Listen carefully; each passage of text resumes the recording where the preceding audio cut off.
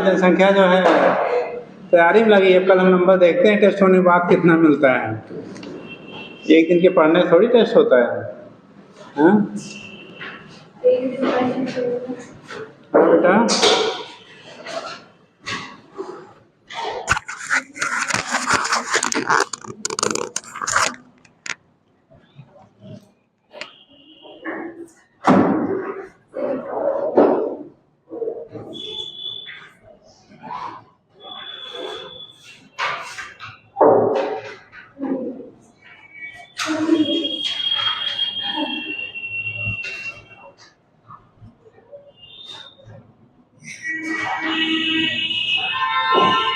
शुरू कीजिए बेटा।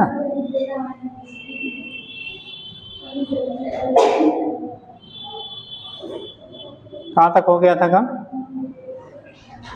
Force between two parallel wires, line force वगैरह हो गया था।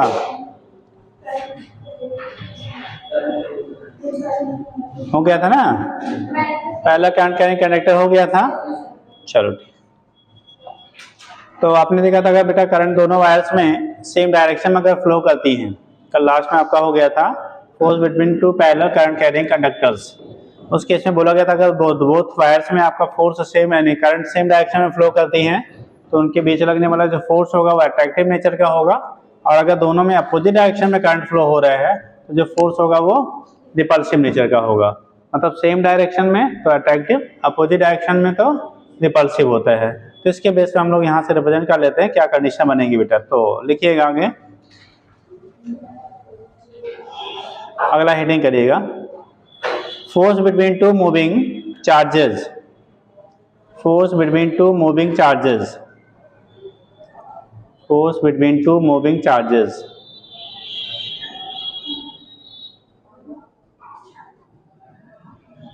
Force between two moving charges, दो अगर मूविंग चार्जेस हैं तो उनके बीच में फोर्स क्या लगेगा, force between two moving charges.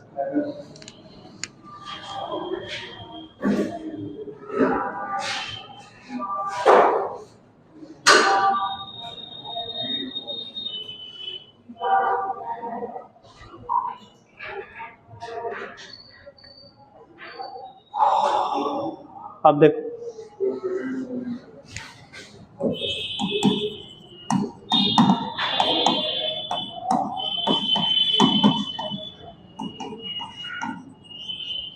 अगर दो चार्ज पार्टिकल है मोशन में है बेटा, मूव कर रहे हैं, तो उनके बीच में फोर्स कितना लगेगा, तो उससे कहता है force between two moving charges. ठीक, कंडीशन क्या हो रहा है कि अगर एक चार्ज पार्टिकल आपका, जैसे हम लोगों ने रेस्ट के लिए पहले पढ़ रखा है, अगर दो चार्ज पार्टिकल बेटा रेस्ट में है, किसमें हो, रेस्ट में है, एक दूसरे से अगर सेपरेशन के बीच का आर है, चार्जेस की वैल्यू Q1 Q2 होता था, तो इनके बीच लगने वाला जो फोर्स होता है, अगर सेम नेचर के बहुत चार्जेस हैं, कैसे नेचर के हैं, सेम नेचर के हैं, तो एक दूसरे को रिपेल करते थे। नहीं लिखा है इसका मतलब पॉजिटिव है, तो अगर सेम नेचर के दोनों को रिपेल करेंगे, अपोजिट नेचर के होंगे दोनों एक दूसरे को अट्रैक्ट करेंगे। तो यहाँ पे फोर्स के लिए फार्मूला हम लोगों ने लिखा था 1 क्या 4 pi epsilon naught K1 into Q2 by R square. F की वैल्यू हो गई 1/4 pi epsilon K1 Q2 by क्या हो गया, आर स्क्वायर के बराबर हो गया। तो ये कंडीशन तब के लिए हो गया जब दोनों चार्जेस क्या हो रहे थे, रेस्ट में थे। कैसे हैं ये, रेस्ट में अगर चार्ज पार्टिकल आपके हैं, ठीक है, अगर ये रेस्ट कंडीशन में है तो कंडीशन हमारा फोर्स ये लगता था।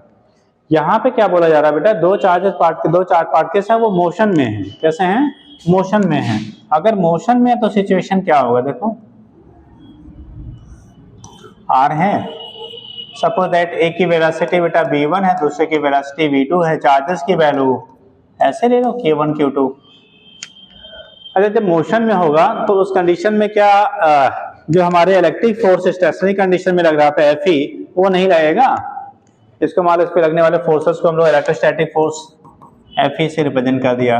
तो क्या जब मोशन में होंगे चार्ज पार्टिकल तो ये Fe नहीं काम करेगा, हाँ तब भी लगेगा, लेकिन उस पर एक एडिशनल फोर्स आपका लग जाएगा, कौन सा, मोशन की वजह से। क्या हो जाएगा, मोशन की वजह से आपका Fm काम करेगा।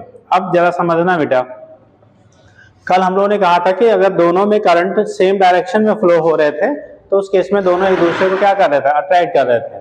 अगर दोनों में करंट की डायरेक्शन सेम होता था तो उस केस में दोनों आपके वायर्स जो थे एक दूसरे को म्यूचुअली अट्रैक्ट कर रहे थे।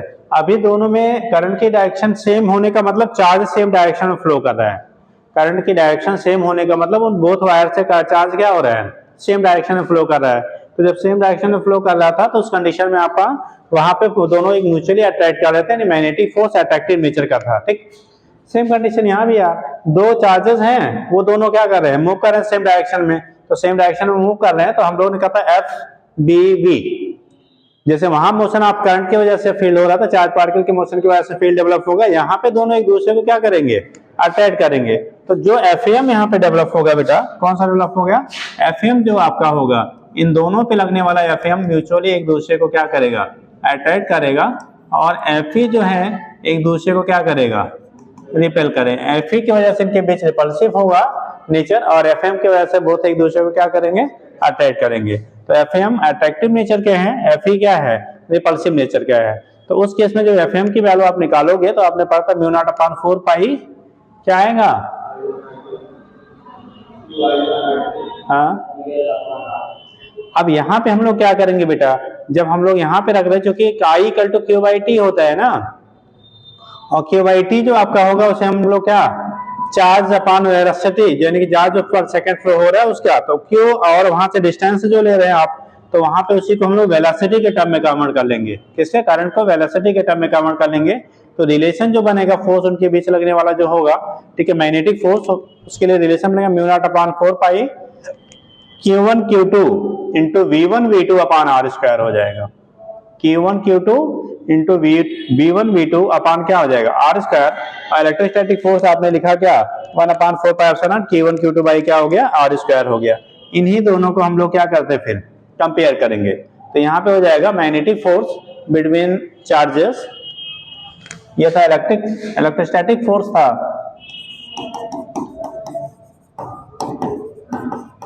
Electrostatic force between charges.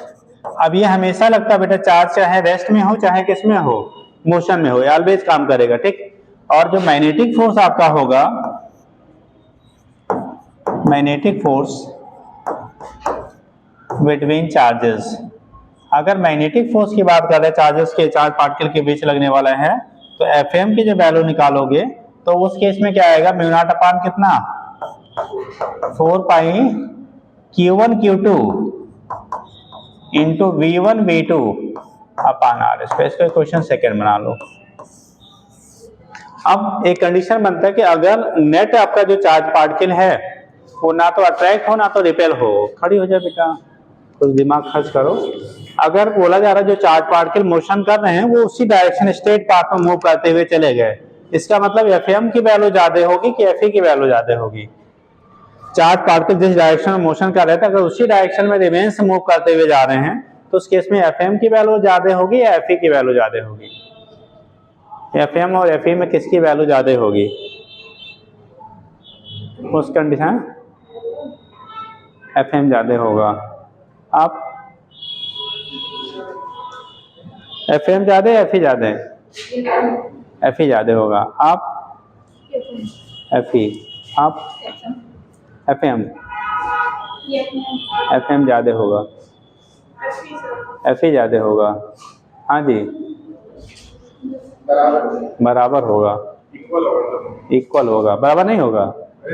अच्छा अच्छा, इनकी बात को आप काट रहे हो। हाँ, बराबर होगा जी साहब। हाँ जी, अरे जब ये जैसे जा रहा है ऐसे चला जा रहा है, इसका मतलब इधर लगने वाला फोर्स इधर बराबर होगा तभी तो जाएगा जी। तो तुक्का कहीं मारने लगते तो सब, कई ऑप्शन मिल गया इसी में से मान लेते हैं। हाँ ठीक, अरे भाई एफई और एफएम अगर सेम इक्वल मैग्नीट्यूड के होंगे तभी तो कंडीशन क्या होगी, वो स्ट्रेट पाथ में मूव करेगा। एफएम ज्यादा हो जाएगा तो टूवर्ड्स मूव कर जाएंगे, एफई ज्यादा हो जाएगा तो क्या हो जाएंगे, अभी चले जाएंगे, है ना। इतना तो दिमाग लगाया करो यार, है कि नहीं दिमाग, है ना। अभी किसी कहते पागल हो तो देखो कितना तेज हो, है बैठो। ये केस आपका होता है बेटा जब इक्विलिब्रियम कंडीशन में होगा। तो यहाँ से फिलहाल आप क्या लिखा है, कुछ लिखा है कि नहीं अभी। अब अगर क्वेश्चन मान लो सेकंड में फर्स्ट से आप डिवाइड कर दीजिए, क्वेश्चन सेकंड में किससे डिवाइड कर दो, फर्स्ट से डिवाइड कर दो, तो उस कंडीशन में वहां से हमें वैल्यू रिलेशंस आपको एक मिल जाएगा। तो पहले फिलहाल लिखिए, if two charges if two charges Q1 and Q2, two charges Q1 and Q2 are moving with velocity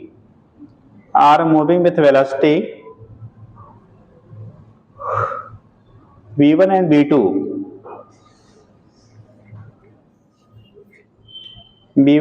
respectively,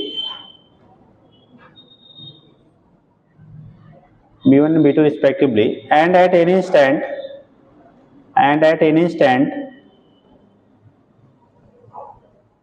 the distance between them is r,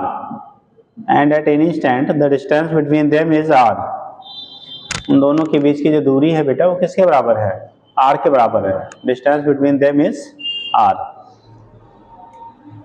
लिखिए, देन डायग्राम बना लो।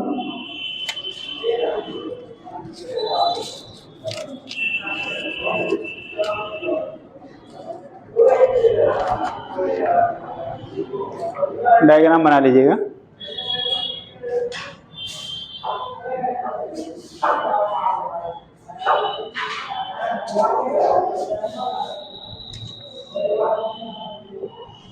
इसे को इलेक्ट्रिक फोर्स या इलेक्ट्रोस्टैटिक ही लिख लीजिए साथ में।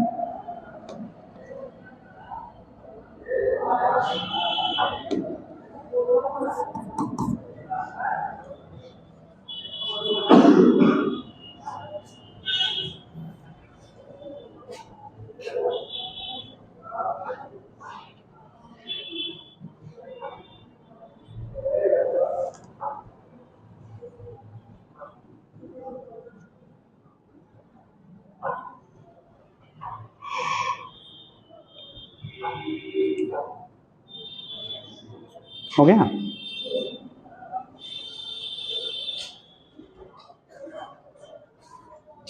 अब अगर दोनों क्वेश्चंस को बेटा डिवाइड कर दीजिए, सेकेंड में फर्स्ट से डिवाइड कर दो, तो यहां से dividing question second by first, dividing equation second by क्या? फर्स्ट। अगर सेकेंड इक्वेशन में फर्स्ट से हम लोग डिवाइड कर दें तो F M upon F E आएगा बेटा।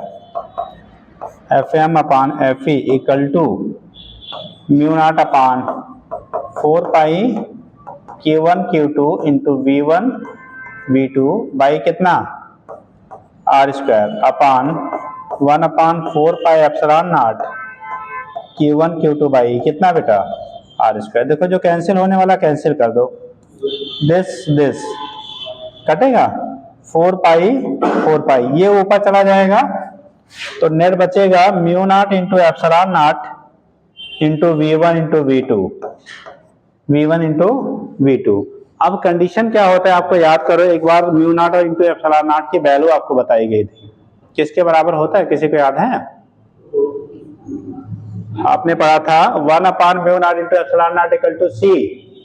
तो ऊपर करोगे तो mu naught root mu naught into epsilon naught equal to 1 upon C होगा, और जब वो रूट हटाओगे तो यहाँ पे क्या होगा? स्क्वायर हो जाएगा, यानी कि mu naught into epsilon naught equal to होगा बेटा 1 अपान सी स्क्वायर। ठीक, तो यहाँ पे इस फार्मूले में क्या कर लेंगे, F M upon F E की जो वैल्यू आ जाएगी ये इसके 1 upon mu naught into epsilon naught की जगह 1 अपान सी स्क्वायर रख दो तो आ जाएगा V1 इंटू V2 अपान कितना? सी स्क्वायर के बराबर हो गया। ठीक, और यही अगर दोनों चार्जेस की वेलोसिटी सेम हो, ये तो रिलेशन ही बना लिया हमने। ठीक है, इसको थर्ड क्वेश्चन बना लो, आगे कर लेंगे। If V1 equal to V2 equal to V, मतलब दोनों चार्जेस सेम वेलोसिटी से मूव कर रहे हो, तो यहाँ पे रिलेशन आपका आ जाएगा एफ एम अपान कितना? F M upon F equal to V square upon कितना? सी स्क्वायर, या बी बाई सी का होल स्क्वायर कह सकते हैं। इसी को हम लोग वी बाई सी का क्या लिख सकते हैं? होल स्क्वायर हो जाएगा। तो एफ एम अपान एफ की वैल्यू जो आपकी आएगी वो बी बाई सी के होल स्क्वायर के क्या हो जाएगा? बराबर हो जाएगा। ठीक,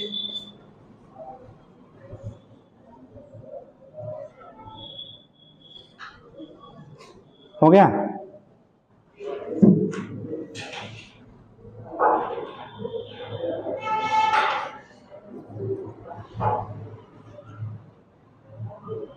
अब देखो, चूंकि जो भी चार्ज पार्टिकल की वेलोसिटी होती है हम लोग वो लाइट की वेलोसिटी बराबर नहीं ले सकते हैं। हमेशा motion of charge particle less than क्या होगा? वेलोसिटी ऑफ लाइट होगा। अब लाइट की बेटा वेलोसिटी से कम होगा, तो अगर v की वैल्यू c से कम है तो इसका मतलब Fm की वैल्यू Fe से क्या होगा, कम होगा। ठीक, तो यहीं पे आप लिख लेंगे since v less than c, सो Fm आल्सो लेस देन कितना, Fe। मतलब दो चार्ज पार्टिकल अगर मोशन में हैं, दो चार्जेस अगर वो मूव कर रहे हैं बेटा, तो उनके बीच जो लगने वाला मैग्नेटिक फोर्स होगा वो लेसर होगा इन कंपेरिजन टू क्या, इलेक्ट्रोस्टैटिक फोर्स। ठीक, क्योंकि कभी भी वेलोसिटी जो है हम लोग प्रोवाइड इतना नहीं कर सकते चार्ज को कि वो लाइट की वेलोसिटी के बराबर हो। तो अगर v की वैल्यू आपको c से लेस है तो Fm की वैल्यू Fe से लेस होगा, यानी कि दो चार्जेस को अगर पैरेलली मूव कराना चाहिए तो अगर वो अनदर कोई बाहर एक्सटर्नल फोर्स नहीं है तो क्या कर जाएंगे, रिपेल कर जाते हैं। ठीक है, इसीलिए आपका रिपल्सन होता है।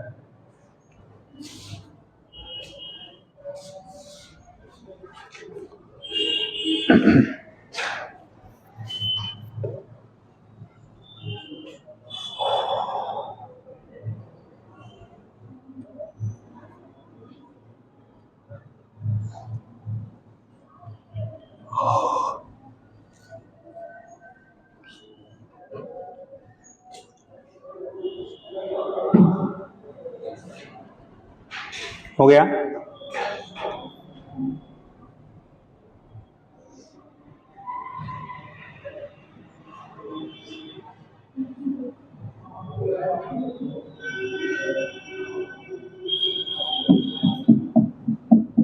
नहीं समझे, कोई डाउट है?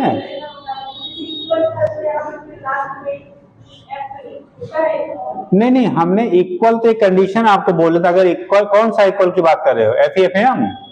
FEFM अगर इक्वल हो जाता, ऐसा होता तो वो तब होगा जब b की वैल्यू c के बराबर होगी, बट ऐसा होता नहीं है, इसलिए आपका क्या Fe की वैल्यू Fm से ज्यादा होगी।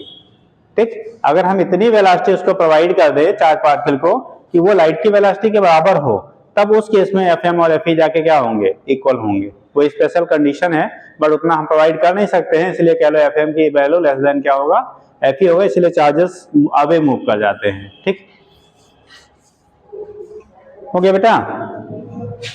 अब यहाँ पे जो फोर्सेस के बेस पे कुछ स्टैंडर्ड हम लोग केसेस पढ़ते हैं बेटा, कि बोला क्या जाता है कि अगर कोई भी चार्ज पार्टिकल है उसे एक यूनिफॉर्म मैग्नेटिक फील्ड में रख के, ठीक है, अनस्ट्रेन्ड कंडीशन में है, कोई लूप है वो अनस्ट्रेन्ड है, टेढ़ा मेढ़ा है, ठीक है, उसके परपेंडिकुलरली अगर हम लोग क्या कर दें, फील्ड अपना फील्ड में रखा जाए, तो उस केस में उसका शेप कैसा हो जाएगा, वैसे आपका इरेगुलर ही रहेगा या फिर से वो क्या करेगा, स्टैंड होके सर्कुलर हो जाएगा या कोई इफेक्ट नहीं होगा। तो लिख लीजिएगा बेटा ये सब। अगला हेडिंग करेंगे standard cases for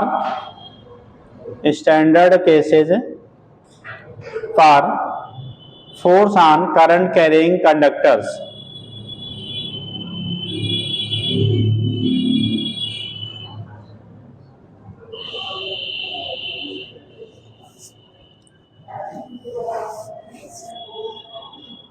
Standard cases for force on current carrying conductors.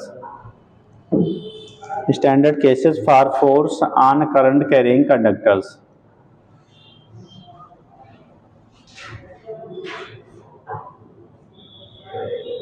Standard cases for force on current carrying conductors. जो करंट कैरिंग कंडक्टर्स हैं उनके लिए स्पेशल हमारे क्या कुछ कंडीशंस बनते हैं बेटा, जिसके बेस पर हम डिसाइड करते हैं। ठीक,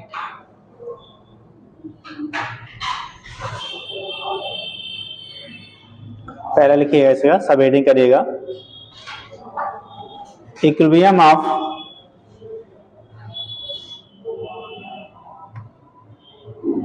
देखिए इक्विलिब्रियम ऑफ ये current carrying conductor, equilibrium of a current carrying conductor, equilibrium of a current carrying conductor.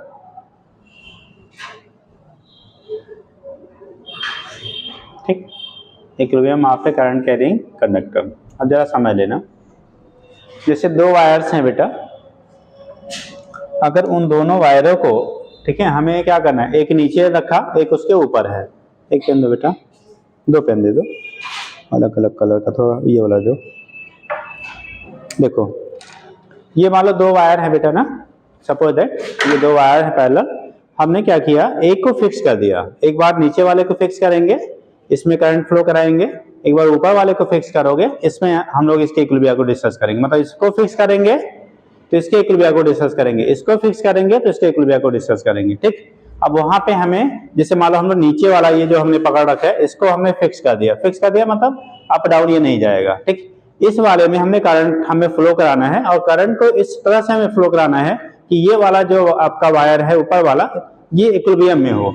अब इक्विलिब्रिया के लिए हमारे पास कंडीशन क्या बनेगी बेटा, कोई भी वायर है या कोई भी मेटल का है तो उसका कुछ ना कुछ वेट होगा, मास होगा, मास होगा तो उसका वेट होगा, वेट मतलब mg, उस वेट की वजह से कहाँ आना चाहेगा वो, नीचे की तरफ। कोई भी वायर है दिमाग में नहीं जा रहा है, ये हटाओ। ठीक, तो इस केस में क्या है, दोनों वायर हैं बेटा, अगर एक हमने फिक्स कर दिया तो इस ऊपर वाले वायर को अगर हमें इक्विलिब्रियम मेंटेन करना है तो ये अपने वेट की वजह से कहाँ आना चाहेगा, नीचे। यानी कि इस पे एक ऐसा फोर्स हमें डेवलप करना होगा जिससे इस पे नेट फोर्स जीरो हो जाए। नेट जीरो का मतलब जितना नीचे इसका वेट काम करे उतना हम इसके ऊपर की तरफ अप्लाई कर दें। अगर उतना इसके ऊपर की तरफ आप अप्लाई कर दोगे तो नेट फोर्स जीरो होगा। क्या हो जाएगा, नेट फोर्स हमारा जीरो होगा। और जब नेट फोर्स बेटा जीरो होगा तो उस कंडीशन में इसकी हमारी इक्विलिब्रियम सिचुएशन होगी। सेम दूसरा, अगर इसके ऊपर वाले को हमने फिक्स कर दिया और नीचे वाले के इक्विलिब्रियम को डिसाइड, यानी ये मूवेबल है, ये ऊपर नीचे जा सकता है। जैसे पहले वाले में से फिक्स किया ये मूवेबल था, अभी वाले में इसको फिक्स किया ये मूवेबल है। अब यहाँ पे जैसे जब नीचे वाला फिक्स किया, ऊपर वाले को हमें क्या करने के लिए, इक्विलिब्रियम के लिए आपको जो मैग्नेटिक फोर्स इसमें करंट फ्लो होने की वजह से है वो ऊपर की तरफ लगेगा, तब जाके इक्विलिब्रियम मेंटेन होगी। ठीक, इसको जब आप फिक्स करोगे, सेकंड केस में अगर इसे फिक्स करते हैं और ये मूवेबल हम लोग करते हैं, अब देखो ये फिर अपने नीचे की तरफ आना चाहेगा। अब कंडीशन क्या है, इसको अपनी पोजीशन पे रोके रहने के लिए इस पे मैग्नेटिक फोर्स किधर लगना पड़े, ऊपर की तरफ। यहां भी ऊपर लगा था, यहां भी ऊपर, लेकिन ऊपर लगाने के लिए हमें जो करंट की डायरेक्शन होगी दोनों में अलग अलग होगी। नीचे वाले में जब फिक्स है तो ऊपर वाले में करंट की डायरेक्शन आपको हमें डिसाइड करना पड़ेगा किधर होगा, ऊपर वाला फिक्स होगा तो नीचे वाले करंट की डायरेक्शन किधर होगी वो हमें डिसाइड करना पड़ेगा। तो इसी चीज को डिस्कस करना है यहाँ पे। बात को समझ में आया, एक को फिक्स करोगे, दूसरे वाले के इक्विलिब्रियम को डिस्कस करने के लिए हम लोग वहां पे करंट की डायरेक्शन और अगर मैग्नीट्यूड पूछा जाएगा तो मैग्नीट्यूड की वैल्यू डिटरमाइन करते हैं। ठीक, तो लिखेंगे, क्या लिखा था बेटा,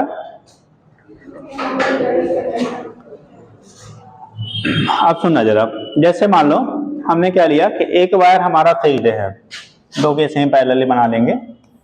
ये वायर जो आपका आया है कंडक्टर है, ये फिक्स्ड है, कैसा है, दिस इज फिक्स्ड। अगर ये फिक्स्ड है बेटा तो ये ऊपर नीचे नहीं जा सकता है, इसमें करंट हमने इस डायरेक्शन में लिया जो फिक्स्ड वायर है।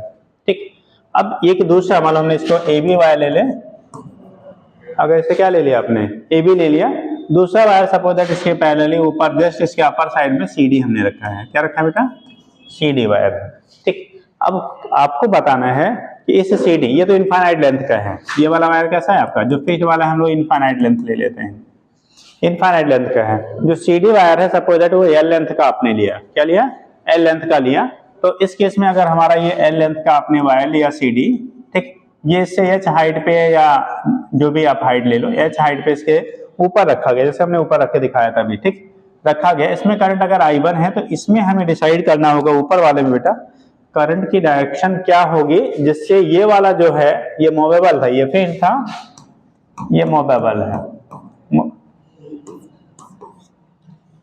ये कैसा है बेटा, मूवेबल है। अगर ये मूवेबल है तो जो मूवेबल वायर है, ठीक है, उसमें करंट की डायरेक्शन क्या होनी चाहिए जिससे आपका उसके इक्विलिब्रियम मेंटेन रहे।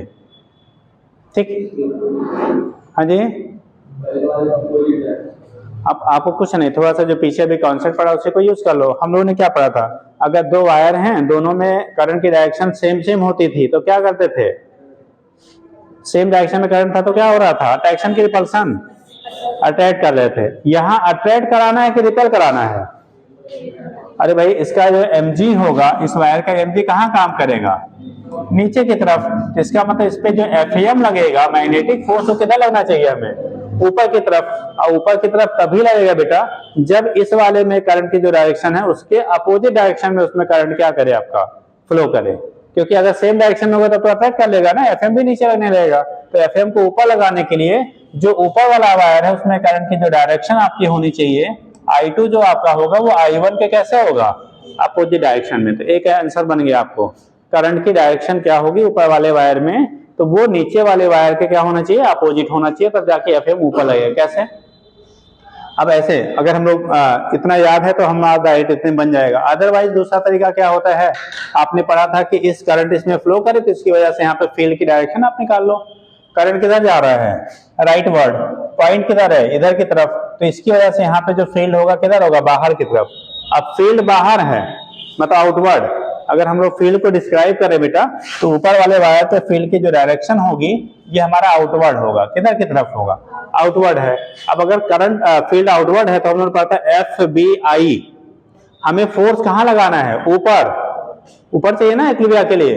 फील्ड आपकी तरफ है तो करंट हमारी तरफ है, तो उस कंडीशन में यानी कि इसमें करंट अगर हमारी तरफ होगा तभी आपका क्या होगा, फोर्स ऊपर की तरफ लगेगा, यानी कि करंट किधर, राइट टू लेफ्ट आपका जाएगा। तो राइट टू लेफ्ट अगर करंट जा रहा तब तो इक्विलिब्रियम मेंटेन होगा, अगर लेफ्ट टू राइट कर देंगे तो इक्विलिब्रियम कभी भी मेंटेन नहीं होगा, नीचे ड्रॉप कर जाएगा। एक कंडीशन। दूसरा देख लो आप, अब की बार क्या हम लोग ले रहे हैं, ऊपर वाला वायर इनफाइनाइट लेंथ का है बेटा, ठीक। अब इसको हम लोग ए बी ही ले लें, ए बी ले रहे तो ए बी ले लेते हैं, ये इनफाइनाइट लेंथ का है, और नीचे वाला वायर जो है ये मूवेबल है। ऊपर वाला कैसा था आपका, फिक्स्ड था, यहाँ पे आपकी इसको फिक्स किया, और नीचे वाला जो है बेटा वो मूवेबल है, यानी मूव करेगा। अब देखना हमें ये है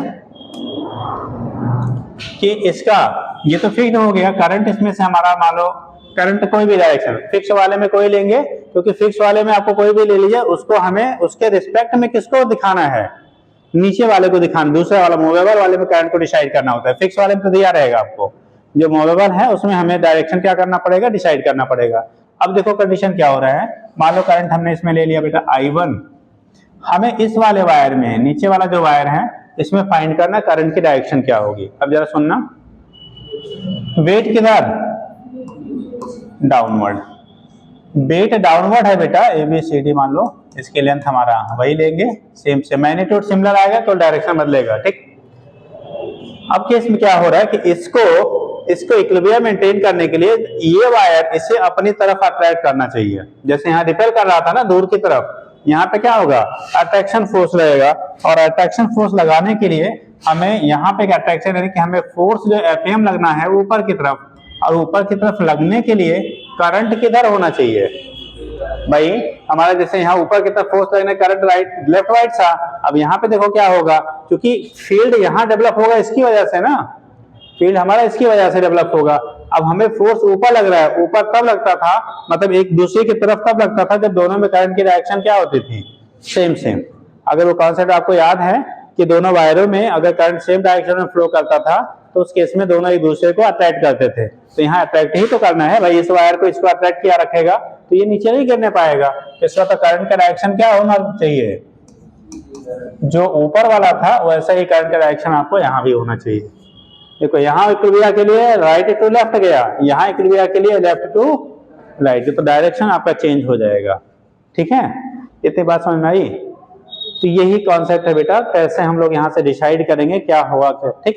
अगर नीचे मूवेबल वाला रहेगा तो याद रखना कि हमें करंट की डायरेक्शन वही होनी चाहिए जो फिक्स वाले में था। अगर मूवेबल वाला ऊपर है तो उस केस में करंट की डायरेक्शन वो होनी चाहिए जो हमारा किस में था, जो डायरेक्शन क्या फिक्स है उसके अपोजिट में होना चाहिए। ये दो पॉइंट है, ठीक है। तो एक क्वेश्चन तो आपका इतना ही बन जाता है खाली कि डायरेक्शन ऑफ करंट क्या होना चाहिए। अब दूसरा, अगर हमें इसके मैग्नीट्यूड वगैरह को निकालना है तब क्या करेंगे, तो मैग्नीट्यूड निकालने के लिए यानी कि जो उसका mg है उस पे लगने वाले फोर्स के क्या होना चाहिए, बराबर होना चाहिए। तो L लेंथ पे जो लगने वाला फोर्स होगा यानी कि फॉर इक्विलिब्रियम ऑफ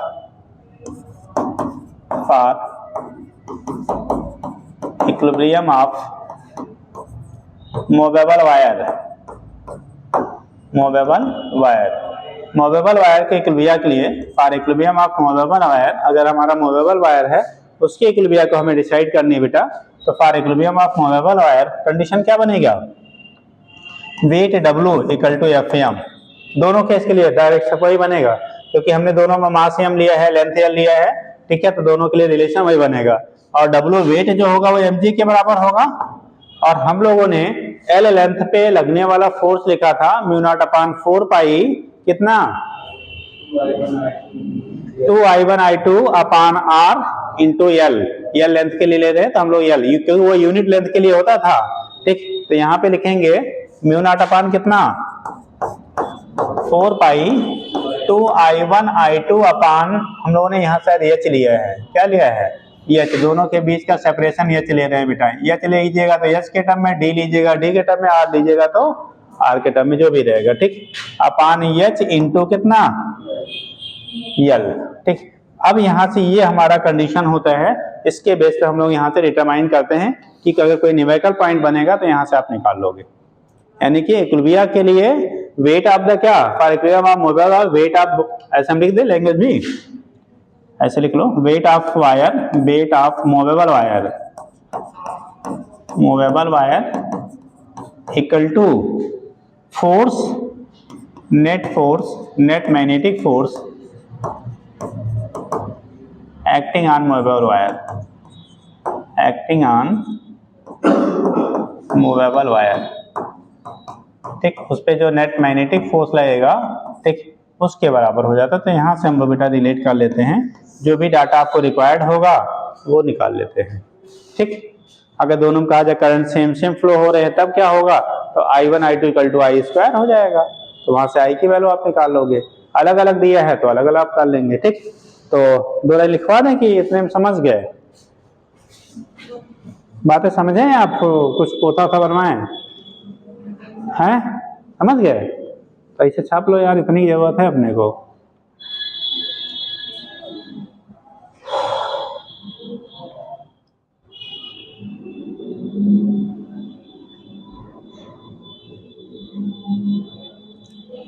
दो क्वेश्चन, एक तो डायरेक्शन पे पूछा जाएगा और दूसरा अगर न्यूमेरिकल बनाएंगे तो मैग्नीट्यूड पे पूछ लेगा। मैग्नीट्यूड निकालने के लिए नीचे फार्मूला, डायरेक्शन वाला ऊपर हमने दिखा दिया आपको।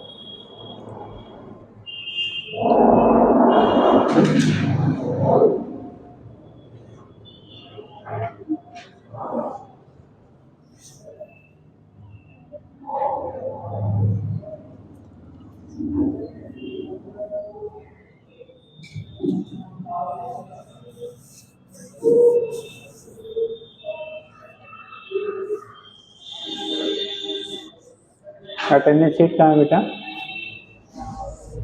हो गया, पास कर दो।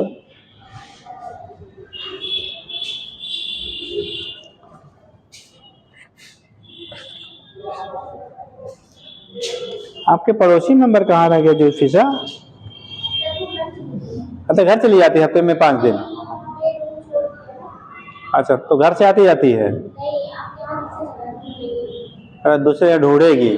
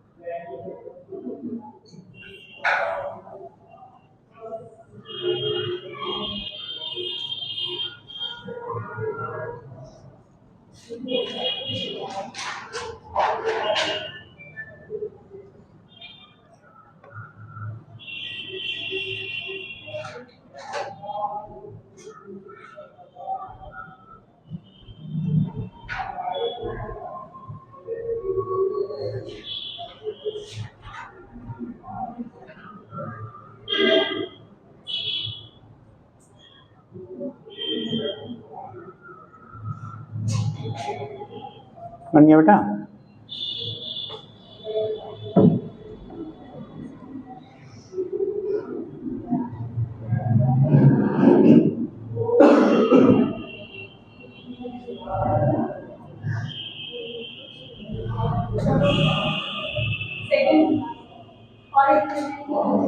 वेट ऑफ मूवेबल वायर, ठीक, weight of movable wire equal to net magnetic force, magnetic force नहीं करने ना, net magnetic force acting on movable wire, net magnetic force acting on movable wire, जो फोर्स आपका मैग्नेटिक उस पर develop होगा उसके बराबर होना चाहिए।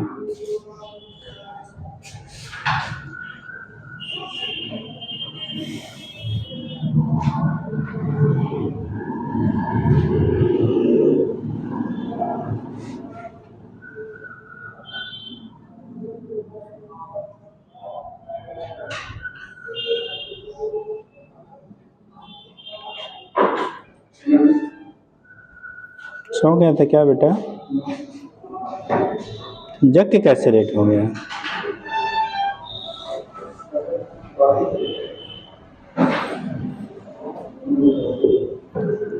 हो गया बेटा? नेक्स्ट लिखिएगा अगला पॉइंट। ऐसे सुन लीजिए, एक पॉइंट सुन लीजिए, उसको लिखने की जरूरत नहीं है। अगर कोई भी करंट कैरिंग कंडक्टर है, लूप है, ठीक है, वो कैसा है, मतलब अन्य सर्कुलर नॉन सर्कुलर पार्ट में है, तो उस केस में अगर उसमें से करंट पास आउट कराया जाए, जैसे मान लो ये है एक टेढ़ा मेढ़ा कुछ भी रख दीजिए जैसे भी है, यहाँ पे एक मैग्नेटिक फील्ड हमने अप्लाई किया, वो चाहे प्लेन के परपेंडिकुलर होना चाहिए, डाउनवर्ड हो या अपवर्ड हो, जो भी रहे, ठीक, वाला हमने यहाँ अप्लाई किया। अब ये है कि जैसा यहाँ फील्ड अप्लाई करेंगे उसके अकॉर्डिंग हम करंट की डायरेक्शन लेंगे।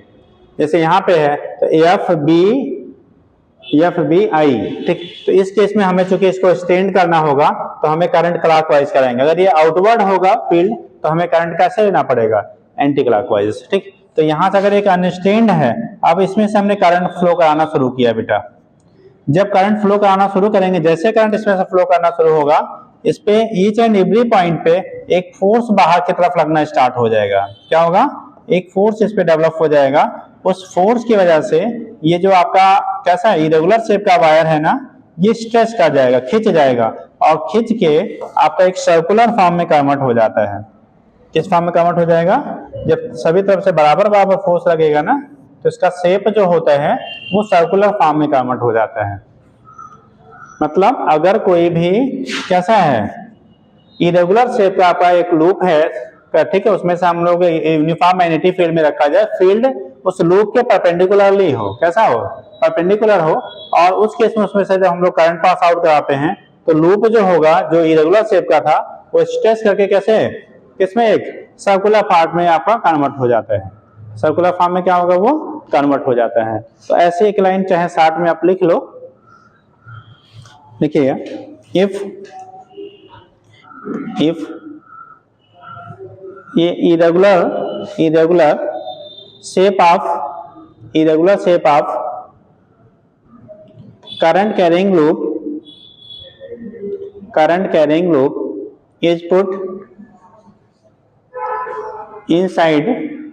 inside ये uniform magnetic field,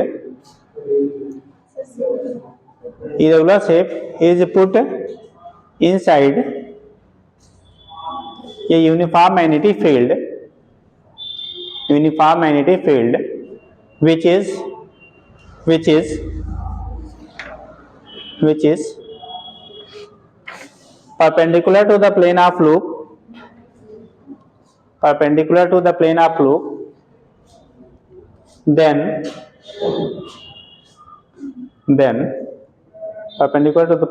then due to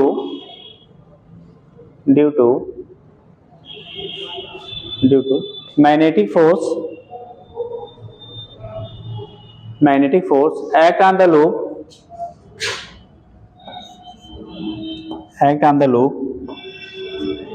on supplying current through it, loop will be current on supplying current through it, loop will be stretch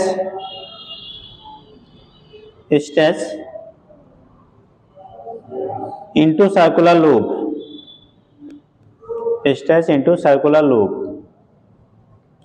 वो सर्कुलर लूप के form में क्या होगा बेटा, बढ़ जाएगा। किस फॉर्म में, सर्कुलर लूप के फॉर्म में आपका कन्वर्ट हो जाता है। तो जो आपका था, लेकिन कंडीशन है हमारा यहाँ से करंट की डायरेक्शन आपको डिसाइड करना पड़ेगा अगर फील्ड प्लेन के परपेंडिकुलरली इनवर्ड है तो करंट क्लॉकवाइज, फील्ड प्लेन के परपेंडिकुलरली आउटवर्ड है तो करंट हमारा एंटी क्लॉकवाइज। ठीक, तो यहां से आप कर लेते हो। ठीक, वैसे बना लो, फोटो बना लो। क्या छूट गया जी?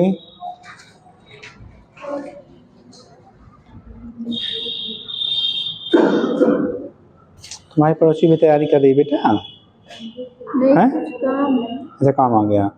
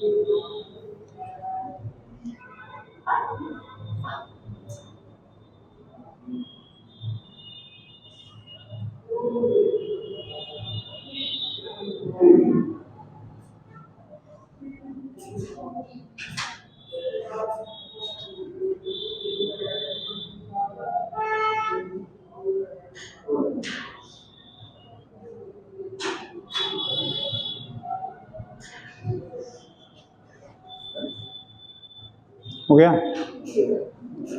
चलो ठीक है। तो ये केस आपका होता है, यहाँ पे वो स्ट्रेच होकर क्या करेगा, एक सर्कुलर फॉर्म में आपका कन्वर्ट हो जाता है। ठीक, नेक्स्ट केस बनता है बेटा, अगर कोई करंट कैरिंग क्या स्प्रिंग है, ठीक, उससे किसी बॉब को, किसी ऑब्जेक्ट को हैंग कर दिया जाए।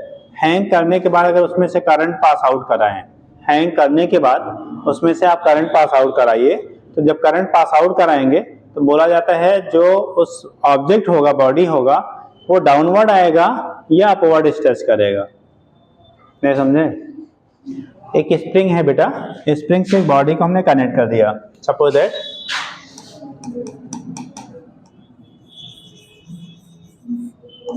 एक मास को आपने इससे हैंग कर दिया। ठीक, अब जब हैंग करेंगे तो ये अपनी वेट की वजह से कुछ खींचा होगा।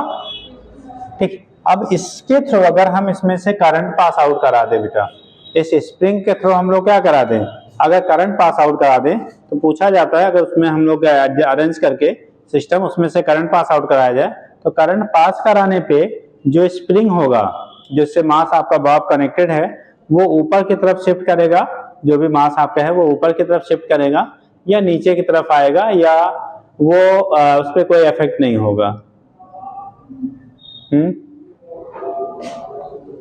मतलब कांटेक्ट होगा, एक्सपेंड होगा, क्या कंडीशन बनेगी?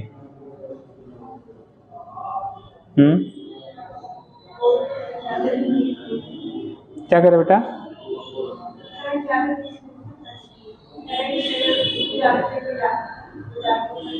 तेज बोलो, तेज बोलो। करंट और कम देर तक ले जाएंगे तब नीचे आएगा, कुछ नहीं होगा। कितने लोग कह रहे हैं कुछ नहीं होगा बेटा? कुछ नहीं होगा। और कितने लोग कह रहे हैं वो ऊपर जाएगा, कितने लोग कह रहे हैं नीचे आएगा। ये मास का है, अभी कोई करंट नहीं फ्लो हो रहा है, अपनी इस पोजीशन पे है। सपोज दैट इसमें से हमने करंट पास कराना शुरू कर दिया, करंट इसमें से पास कराना क्या किया, अपने शुरू किया, कहीं किसी डायरेक्शन में करंट हम लोग पास कराए। मान लो करंट हमने ऐसे फ्लो कराया, अब सिस्टम को लगा के जहां से भी हमने बैटरी वैटरी जोड़ के सप्लाई उसको कर दिया। कहाँ सप्लाई आ रही है इससे अभी हमें मतलब नहीं, करंट उसमें से पास आउट हो रहा है। ठीक, अब करंट जब उसमें से फ्लो करना शुरू करेगा तो बोला क्या जा रहा है बेटा, ये जो बॉब है यानी मास है, ये ऊपर की तरफ शिफ्ट होगा या और ज्यादा एक्सपेंड कर जाएगी, स्प्रिंग नीचे की तरफ आ जाएगा, या अपनी पोजीशन पे बना रहेगा। ऊपर जाएगा, नीचे आएगा, या रिमेन्स अपनी पोजीशन पे बना रहेगा। ऊपर नीचे या रिमेन्स अपनी पोजीशन पे बना रहेगा।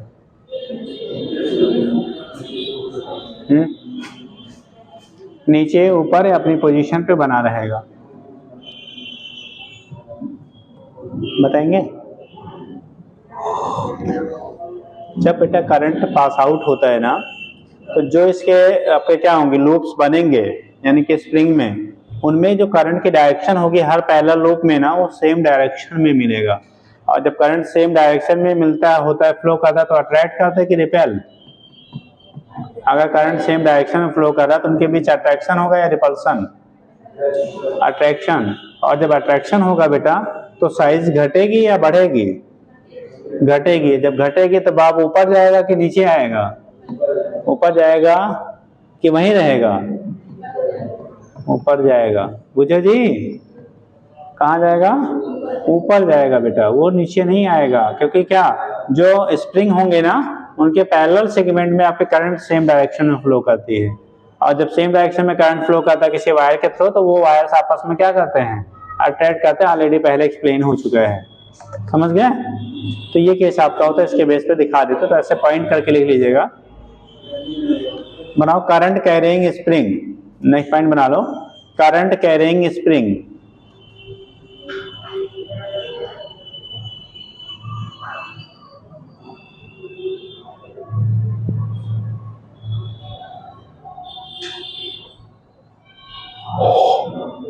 लिखना, कमिंग बेटा। If current is passed, if जाना है आप इसमें बता देना। लिखो, if current is passed through a spring, if current is passed through a spring, if current is passed through a spring, then it will contract, then it will contract, it will contract because current will flow through all the turns, current will flow through all the turns in the same direction, current will flow through all the turns in the same direction, through all the turns in the same direction, current will flow through all the turns in the same direction। तो same direction में क्या करेगा, उसमें से current आपका flow करेगा। Current will flow through all the turns in the same direction. ठीक, diagram बना के लिख लीजिए। और जब ये बेटा कॉन्टैक्ट करंट जा रहा है, फ्लो कर रहे हैं, तो ये ब्लॉक जो होगा नीचे लिख लीजिए, so blocks connected, so block connected to the spring, block connected to the spring moves upward, block connected to the spring moves upward। जो ब्लॉक आपका स्प्रिंग से कनेक्टेड हो, क्या करेगा, आपका ऊपर की तरफ मूव करेगा, moves upward. Block connected through the spring moves upward. हो जाएगा? दिखा दीजिए।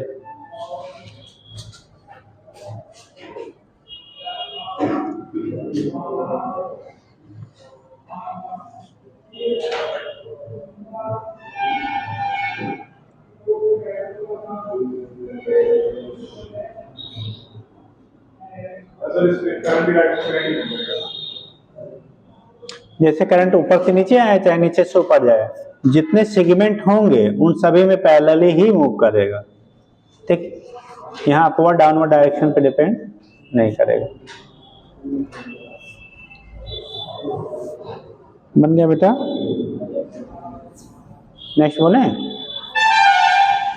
अगला सब पॉइंट बना लेना, सब हेडिंग टाइप का। एक आता है, इस पे न्यूमेरिकल भी पूछे जाते हैं। टार क्या, टेंशनलेस स्ट्रिंग, टेंशनलेस, TENSIONLESS, टेंशनलेस,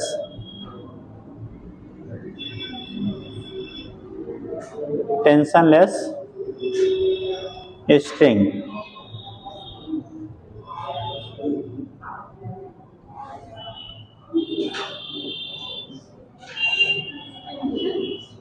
हो गया। अब कैसे ये बनता सुन लो। जैसे एक स्ट्रिंग है बेटा,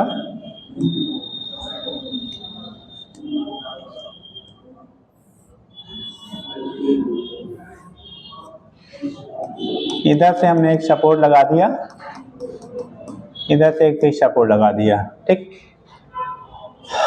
इसके ऊपर एक कोई रॉड आपने रख दिया, क्या रख दिया बेटा, मान लो इसके ऊपर एक रॉड रख दिया जिसका मास m है, लेंथ मान लो हमने l ले लिया, और ये पूरा सेटअप जो है एक यूनिफॉर्म मैग्नेटिक फील्ड में शिफ्ट कर दिया गया जो डाउनवर्ड डायरेक्टेड है। यानी फील्ड जो है वो कितना डायरेक्टेड है बेटा, डाउनवर्ड डायरेक्टेड है, ठीक।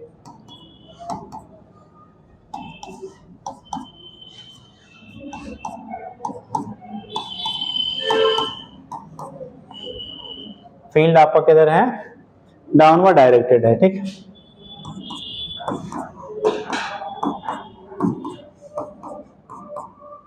ये सिचुएशन इस तरह से बोला क्या जा रहा है, इसमें हम लोग करंट फ्लो करा रहे हैं। जैसे इसमें रखोगे ना तो इसका मास है बेटा अपना, क्या होगा, ये सॉलिड है, मास है, तो इसका वेट किधर काम करेगा, वेट किधर काम करेगा जी, डाउनवर्ड काम करेगा। अब वेट हमारा इसका किधर काम कर रहा है, डाउनवर्ड, यानी mg जो है वो डाउनवर्ड काम कर रहा है। दैट मीन्स इसमें हमें फोर्स, मैग्नेटिक फोर्स किधर लगना चाहिए, ऊपर की तरफ। जैसे भाई इसके वेट की वजह से यहाँ पे टेंशन होगा बेटा ना, यहाँ पे क्या होगा, टेंशन डेवलप होगा। अब उस टेंशन को दूर करना है, जैसे आप लोगों को टेंशन हो जाता है, होता कि नहीं जी, कितने लोगों को टेंशन नहीं होता, तो कोई ऐसा है, तब तो यार तुम ब्रह्मलीन वाले हो, हैं। कलयुग में भी टेंशन नहीं होता है, मेडिटेशन करते हो, टेंशन दूर हो जाता है। बहुत अच्छा है यार तुम्हारा मेडिटेशन, तब तो है। तब तुम इधर कहाँ जा रहे, डॉक्टर बन जाए मेडिटेशन वाला, सबको कराओ, हैं, जीवों पे कल्याण करो, हैं। अरे तुम्ही को तो बनने के लिए बोला जा रहा है, डॉक्टर बन जाओगे तो तुम क्या करोगे, दूसरे का वो करोगे, हैं। तो पहले वहां जाना जहाँ कोई बात सुने या फिर बात माने। आप जब ये प्रूव करके दिखाओगे, जैसे इनको टेंशन हो रहा है, इनका टेंशन आपने दूर कर दिया, तो ये आपको नहीं मानेंगे, कैसे मानेंगे, क्यों नहीं मानेंगे, आप इनका टेंशन दूर तो करो। चलो ठीक, हाँ भाई, आपको हमारे देश में फिलहाल आजकल तो बहुत सारी डिग्रियों का वो हो जा रहा है।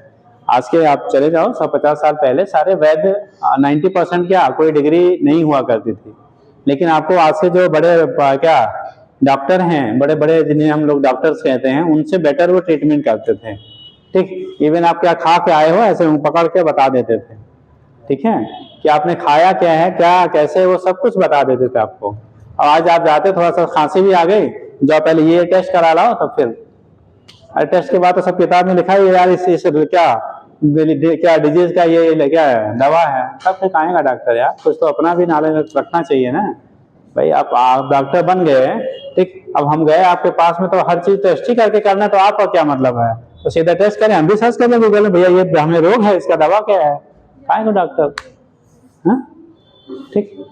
तो कंडीशन क्या है, या बुक आप उठाइए मेडिसिन की, उसमें आपको मिल जाएगा किसके लिए क्या कौन सी दवा चलती है, कितनी चलती है, पहले उसमें कितनी नहीं लिखी होती, गूगल देवता से वो भी मिल जाएगा कितनी है, तो ठीक। तो कंडीशन क्या है, इसका तो कुछ ना कुछ अपने ऊपर कॉन्फिडेंस होना चाहिए कि हाँ पेशेंट आ रहा है, तो आप उसको एक जनरल चीज है तो कर दो, ठीक। अब कुछ भी होता है तो पहला क्या, अगर आप जाते हैं तो 5,000 का टेस्ट डालेंगे, उसके बाद फिर मिलोगे ये डॉक्टर साहब से, 5,000 में 3,000 डॉक्टर साहब का बन जाता है, तो टेस्ट इसलिए नहीं लिखते हैं कि वो, हाँ, उसमें भी लूटते हैं। हाँ पता रहता है बेटा, वो खाली आपसे वसूलते हैं, है ना, बट आप लोग थोड़ा ईमानदार वाले बनना, हाँ, ठीक, कि आते हैं तो सब भूल जाते हैं ईमानदारी, हाँ, ठीक। होता क्या, वो सोचते हैं कि हमारे बगल वाले ने 2 साल पहले यहाँ पे प्रैक्टिस शुरू किया और आज का उससे क्या इतना बड़ा हॉस्पिटल है, तो वो 2 साल में क्या ये 6 महीने में करना चाहते हैं, तो हाँ, ठीक। चलो देखो, फिलहाल इतना करिए कि सामने वाले को भी प्रॉब्लम ना हो, ठीक है, उसका इलाज भी हो जाए और आपके भी काम चलते रहें यार, है ना। और ये सोचो कि आज ही हम सब देश के सबसे बड़े क्या हाँ बन जाए तो फिर गड़बड़ ही है यार, दूसरे की किडनी उडनी बेच लोगे तब। हाँ चलो देखो, तो फिलहाल यहाँ पे वेट जो होगा, अब हमें डिसाइड करना होगा बेटा, फील्ड अंदर की तरफ है तो करंट किधर की तरफ फ्लो कराया जाए इसके through, F B I, force हमें ऊपर लगाना है मैग्नेटिक ना, तो इसका मतलब करंट किधर से किधर जाना चाहिए, लेफ्ट टू राइट।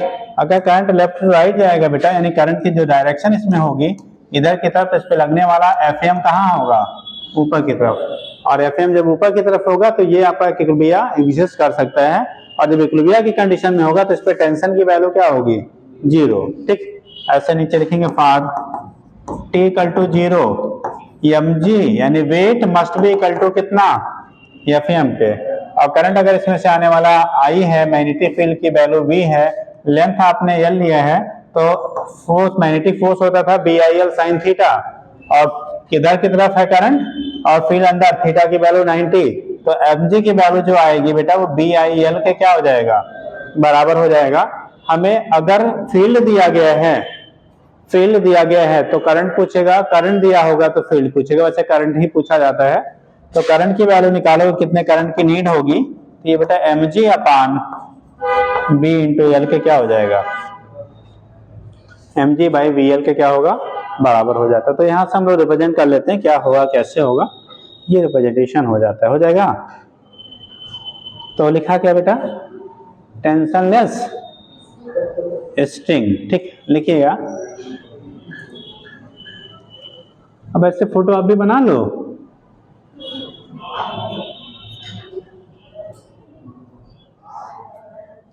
और नीचे लिख लो स्ट्रिंग बिकम्स टेंशनलेस इफ, यहीं पे लिखेंगे, अभी बोल देंगे, पहले बना लो तब इसको लिखिएगा उसके बाद।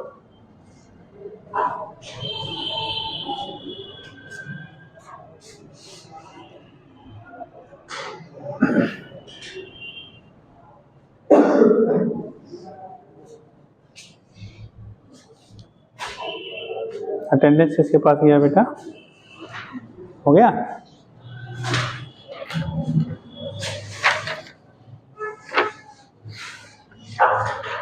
किसका नहीं अभी हुआ भैया, तो ऐसा जब इनका अटेंडेंस ना लगा हो गया सबका, आपका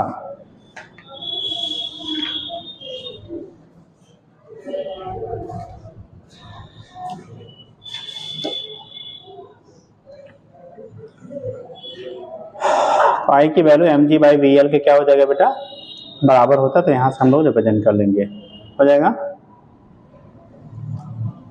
चलो तो नीचे लिखिए, डायग्राम बन गया, लेकिन the string becomes tensionless, the string धागे जो लगे हैं, the string becomes tensionless if weight of conductor, इसको हम लोग ये भी weight of conductor X P Q ले लेते हैं, weight of conductor P Q, ये जो लिया आपने है weight of conductor P Q, मेरा डायग्राम में दिखा देना, weight of conductor P Q is string becomes tensionless if weight of conductor PQ is balanced by magnetic force Fm, is balanced by magnetic force Fm, balanced by magnetic force Fm,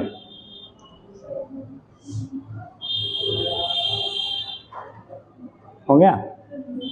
अब direction current का जो होगा बेटा, कहां से, P से Q की तरफ, डायरेक्शन हमारा डिसाइड होगा करंट का किधर फ्लो करेगा, वो मैग्नेटिक फील्ड की जो डायरेक्शन दी है उसके बेस पे, अगर मैग्नेटिक फील्ड आउटवर्ड होता तो Q से P की तरफ करंट फ्लो करता, ठीक है, किसके लिए, इक्विलिब्रिया के लिए, और अगर मैग्नेटिक फील्ड इनवर्ड है तो P से Q की तरफ हम लोग लेंगे, ठीक।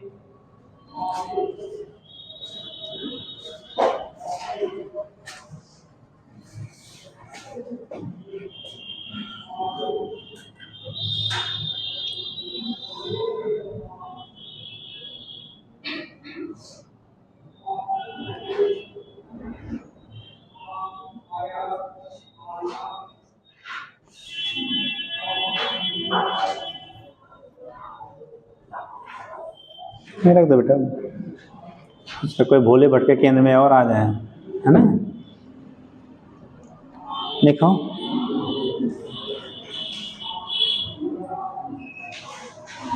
नेक्स्ट हेडिंग करेंगे,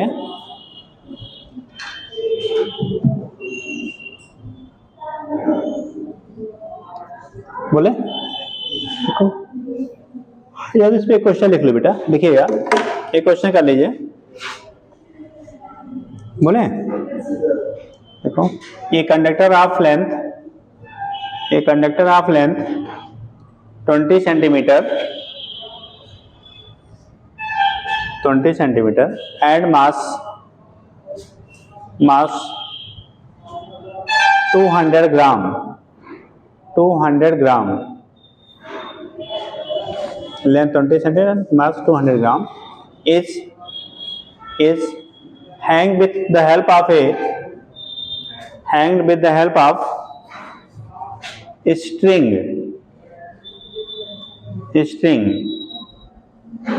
in a uniform magnetic field 4 into 10 to power minus 2 Tesla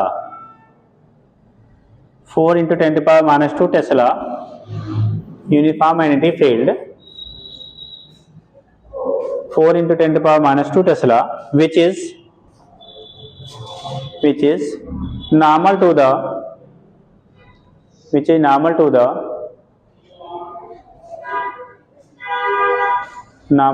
plane of the conductor।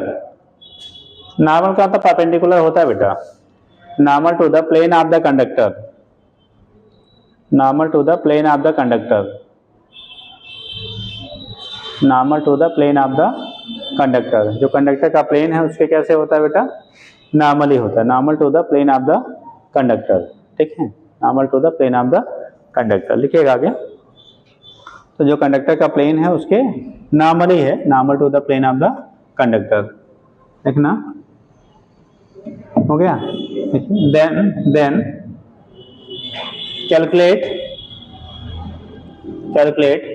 Value of current passing through the conductor,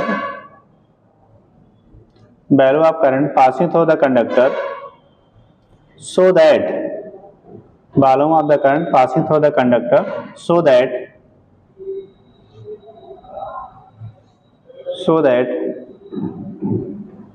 the tension in the string will be zero। मतलब जो string है जिसकी help से उसको क्या किया गया था, ठीक है, हैंग किया गया है, उसमें टेंशन की वैल्यू 0 हो। Tension in the string will be 0, so that tension in the string will be 0।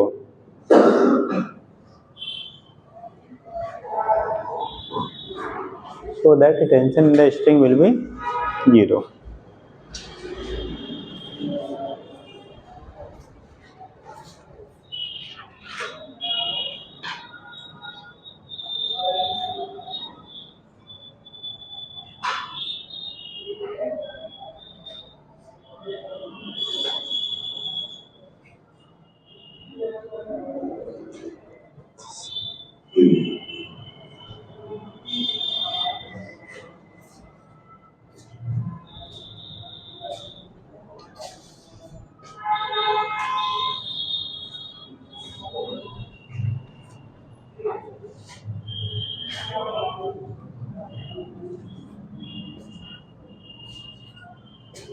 आया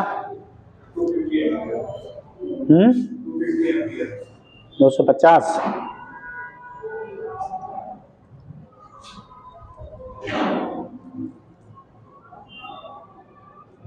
और लोग का बेटा, अरे फार्मूला आप लोग के सामने रखा है यार, कुछ तो करना भी नहीं है। आई की वैल्यू पूछा है, एम जी बाई कितना, बी इंटू एल। एम की वैल्यू कितना है, एम की वैल्यू 200 ग्राम, के जी बदलोगे तो 0.2, जी की वैल्यू 10 ले लो। मैग्नेटिक फील्ड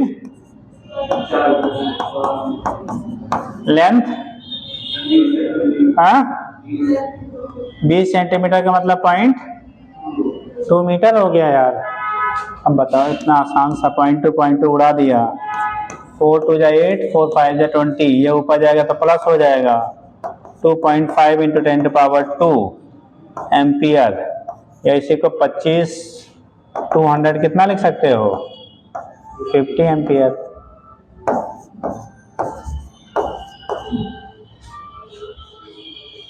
है ना। आया था, थोड़ा सा गलत करते हैं हम लोग, ये बेटा सब करना पड़ेगा तब 4 मिलेगा, नहीं तो एक तो चला जाएगा। हाँ, थोड़ा सा 4 से ज्यादा 5 का अंतर आता है ना। हाँ, हमेशा यूनिट सिस्टम क्या सभी का सेम सेम रखिएगा।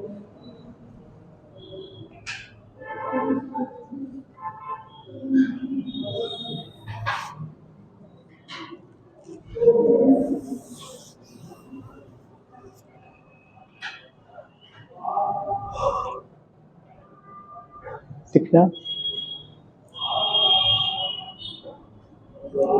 Behaviour of current loop,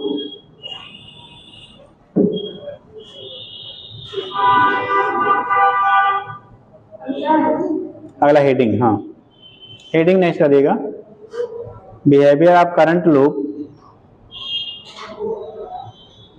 behaviour of current loop in a magnetic field, behaviour of current loop in a magnetic field, behaviour of current loop in a magnetic field,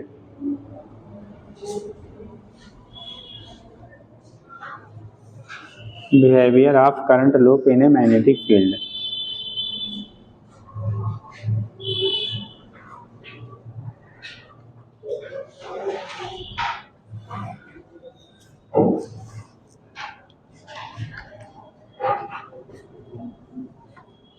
देखो होता क्या है, अगर बेटा कोई करंट लूप है, आप उसे मैग्नेटिक फील्ड में रखते हैं किसी एंगल पे, ठीक, तो उस कंडीशन में उसका बिहेवियर कैसा होगा, उस पर टॉर्क कितना डेवलप होगा, अगर उसे रोटेट करना है तो रोटेशन के लिए आपको वर्क कितना करना पड़ेगा किसी पर्टिकुलर एंगल में, उसकी पोटेंशियल एनर्जी क्या होगी, वो चीज़। जैसे हम लोगों ने डाइपोल का बिहेवियर पढ़ा था इलेक्ट्रिक फील्ड में, कोई इलेक्ट्रिक डाइपोल है, उसका इलेक्ट्रिक फील्ड में हम लोगों ने रखा था, तो उस कंडीशन में टॉर्क उस पर डेवलप होता था, रोटेशन में वर्क डन होता था, उसकी पोटेंशियल एनर्जी होती थी।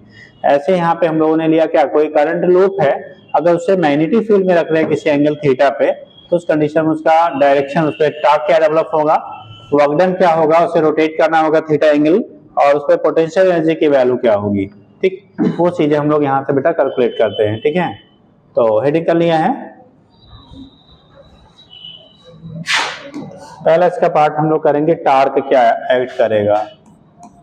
इसका सेंसर जा रहा है क्या बेटा? हाँ,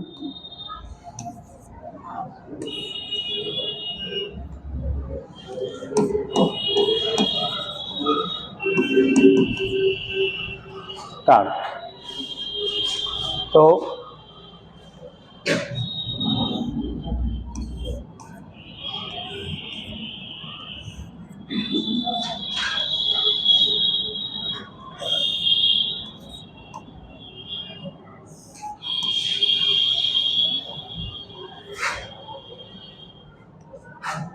अगर हम लोगों ने एक मान लो यूनिफॉर्म मैग्नेटिक फील्ड लिया, चलिए बेटा यूनिफॉर्म मैग्नेटिक फील्ड के, इसमें कोई अगर एक लूप रखा जाए, एक करंट लूप हम लोग रख रहे हैं, सपोज दैट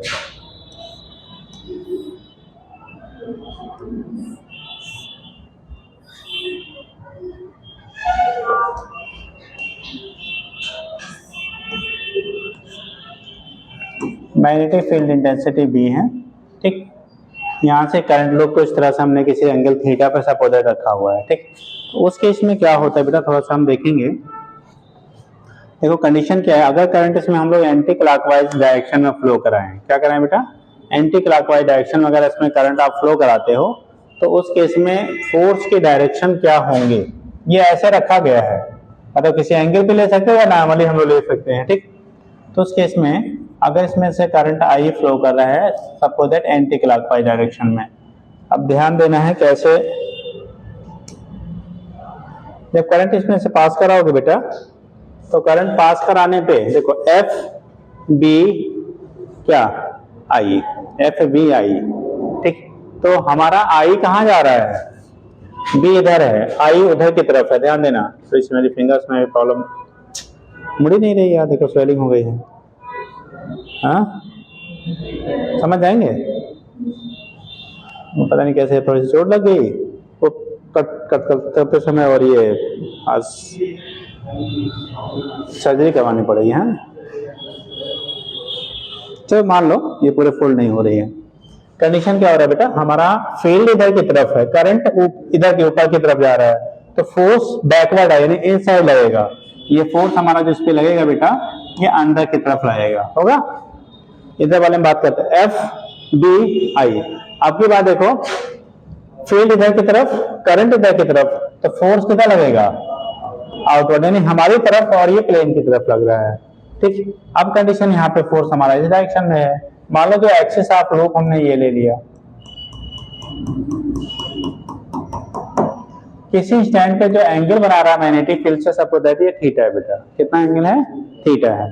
ठीक, तो उस केस में ये करंट लूप, इस पे देखो इन दोनों सेगमेंट में करंट इधर की तरफ जा रहा है, फील्ड इधर है, ये ऐसे है, ध्यान रखना, ऐसे प्लेन रखा गया है। तो उस केस में जब करेंगे तो फोर्स की जो डायरेक्शन होगी एफ बी, बी इधर, करंट इधर आएगा, तो ये कैसे दिखाएं, आप मुड़ ही नहीं रहा है, कॉपी दे बेटा, पतली वाली दो। ये है कंडीशन ना, जैसे इसको ऐसे रखा गया, फील्ड ऐसे जा रहा था, तो इस वाले सेगमेंट में फील्ड इधर की तरफ है, करंट इधर जा रहा है, तो एफ देखो, बी इधर की तरफ है, करंट इधर, तो फोर्स ऊपर की तरफ रहेगा। इस वाले सेगमेंट में आओगे तो इधर से करंट ऐसे मूव करेगा।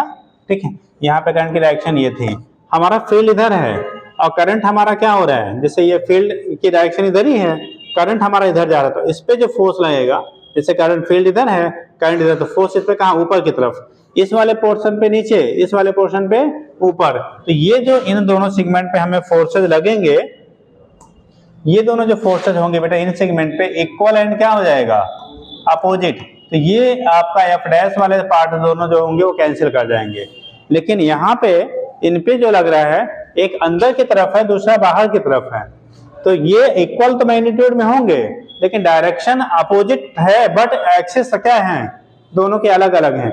और जब डिफरेंट एक्सिस पे काम करेंगे तो उसके इसमें वो टार्क का डेवलपमेंट करते हैं बेटा। क्या करेंगे, ये दोनों फोर्सेज एफ वाले मिलके एक टार्क का यहाँ पे डेवलपमेंट करेंगे। ठीक, और वही टार्क के बारे में हमको यहाँ पे पढ़ना है। बात को समझ में आई। देखो टार्क तब डेवलप होता है, जैसे एक लोग कॉपी पकड़ो, पकड़ बेटा, एक लोग ऐसे पकड़ो, पकड़ो ऊपर भी, देखो अब ऊपर नीचे खींचो। अच्छा पहले हमें खींच के दिखाते हैं। जैसे हमने यही लगाया बेटा, दोनों पे फोर्स इक्वल एंड अपोजिट लग रहा है, तो कहीं गया क्या, घुमाया क्या इसने, नहीं घुमाया। अब पकड़ो बीच में, ऊपर पकड़ो, अरे ऐसा पकड़ना हम घुमा पाए हैं, है ना, ऐसे पकड़ो जी, ऐसे ऐसे थोड़ा फिंगर की हेल्प से पकड़ो।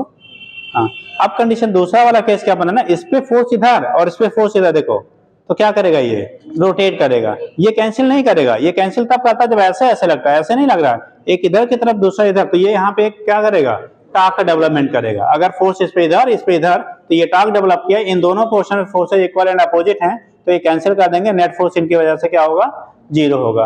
तो जो आपके फोर्सेज एफ हैं ये, ठीक है, ये दोनों क्या करेंगे, यहाँ पे इस लूप को रोटेट करेंगे, टार्क का डेवलपमेंट करेंगे, और जो एफ डैश वाले लग रहे थे वो इक्वल एंड अपोजिट लग रहे थे, तो क्या कर दिया, एक दूसरे को कैंसिल कर दिया, एक दूसरे को क्या कर दिया, कैंसिल कर दिया। तो इक्वल एंड अपोजिट होने की वजह से दो आपके कैंसिल होंगे, और दो की वजह से हमारा क्या होगा, वहां पे टार्क का डेवलपमेंट होगा।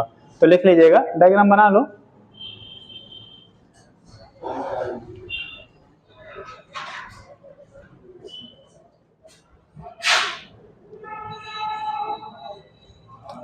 और इस वाले पे आएगा एफ बी, इधर की है, करंट हमारा इधर है, तो नीचे। ये डायरेक्शन थोड़ा चेंज कर लेना बेटा, डायरेक्शन इसमें जो आएगा ये नीचे की तरफ आए, ऊपर ऊपर की तरफ जाएंगे, नीचे की तरफ नहीं आएंगे। इस वाले पे फोर्स ऊपर की तरफ और इस वाले पे भी फोर्स नीचे की तरफ, इक्वल एंड अपोजिट यहाँ मिलेगा। अगर करंट की डायरेक्शन उल्टा होता तो हमारा अंदर की तरफ लगता है, इधर है तो हमारा बाहर की तरफ दोनों लगेंगे, ऊपर नीचे।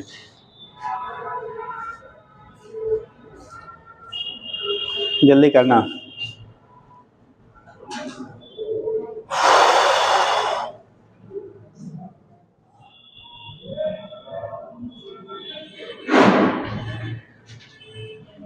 मान लो लूप हम लोगों ने जो लिया पी क्यू आर एस, कुछ लिखा दो ऐसे P Q R and S.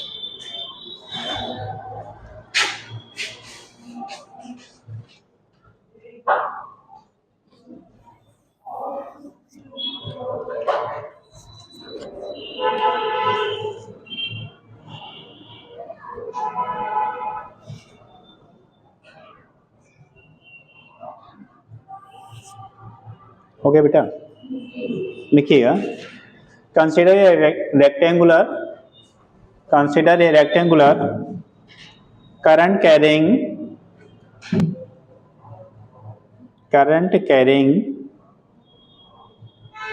Loop PQRS, current carrying loop PQRS having n turns, capital N, having n turns and area A, loop का जो एरिया पूरा है बेटा वो A है, placed in a uniform magnetic field B,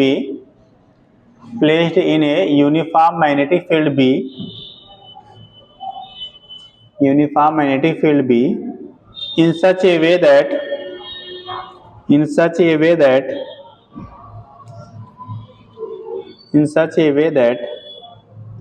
the normal to the coil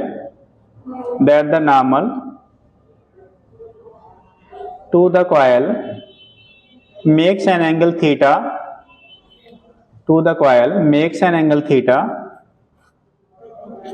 with the direction of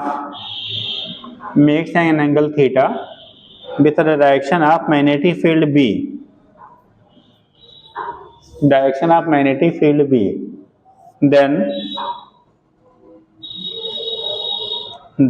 the coil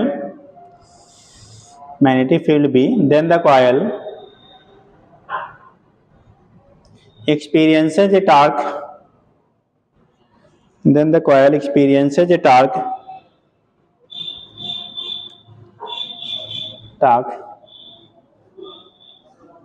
लिखिए नीचे tau equal to, अगर इसमें सिंगल टर्न होता बेटा तो वहां पे देखते VIA साइन थीटा, अगर नंबर ऑफ टर्न्स n है तो NBIA क्या हो जाएगा, साइन थीटा के बराबर होगा, और tau equal to NBIA sine theta. जो NBIA यानी BIA होता है, ठीक, ये आपको देता है बेटा क्या चीज, आपने मैग्नेटिक मोमेंट पढ़ा होगा, ठीक, NIA m equal to NIA, ठीक है, सिंगल टर्न होगा तो I इंटू ए होता है, तो वो मैग्नेटिक मोमेंट को रिप्रेजेंट करता है। इसी को अगर हम लोग वेक्टर फॉर्म में लिखेंगे तो NIA की जगह पे m लिख देंगे तो MB साइन थीटा बनेगा, तो R करके यहीं लिख सकते हैं, टाउ इक्वल टू कितना, MB साइन थीटा, ब्रैकेट में लिख लीजिएगा since m equal to NIA, ठीक। और यहां से अगर वेक्टर फॉर्म में करेंगे, इन वेक्टर फॉर्म, तो टाउ इक्वल टू होगा m क्रॉस b, टाउ के जो टाउ होगा वो m क्रॉस b के क्या हो जाता है, आपका बराबर होता है। तो तीन रिलेशन बना, tau equal to NBIA sine theta, ठीक, tau equal to MB sine theta, और तीसरा होगा tau equal to m cross b, ठीक, वेक्टर फॉर्म में जब लिखते हैं। तो दिखा दीजिए,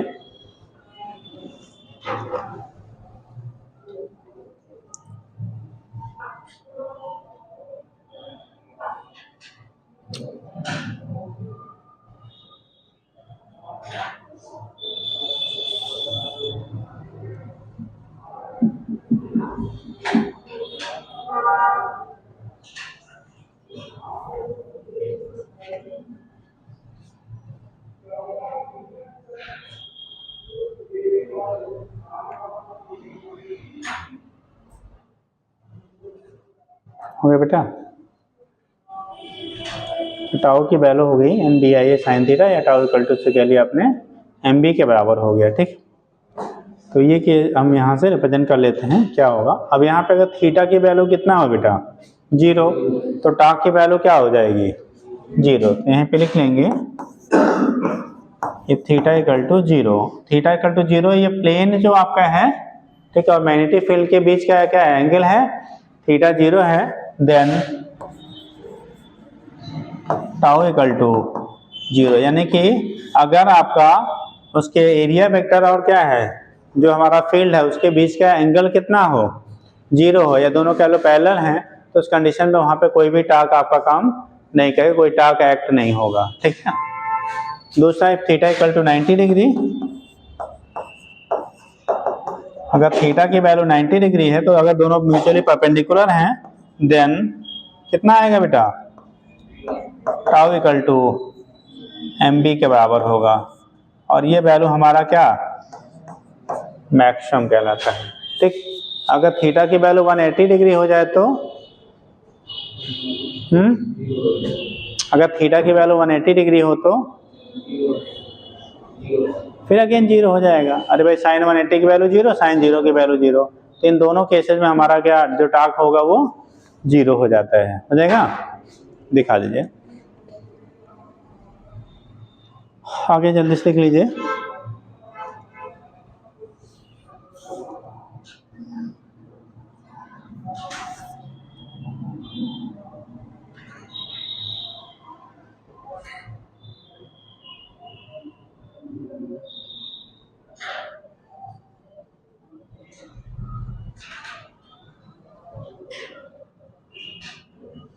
बोले नेक्स्ट करो वर्क डन।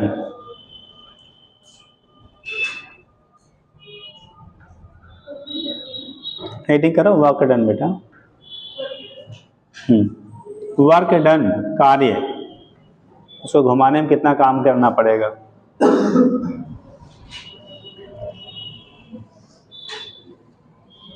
वर्क डन लिखिएगा। If coil is rotated through, if coil is rotated through an angle theta, rotated through an angle theta from the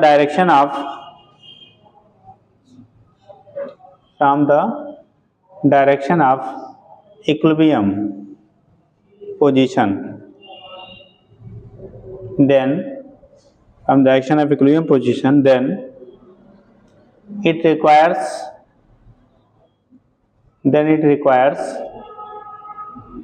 some work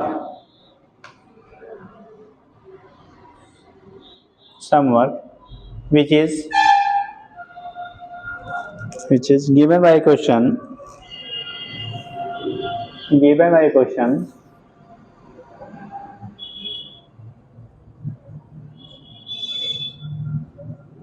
work done की value tau W equal to tau into D theta होगा, तो M B sine theta, ठीक, into D theta करोगे तो क्या आ जाएगा?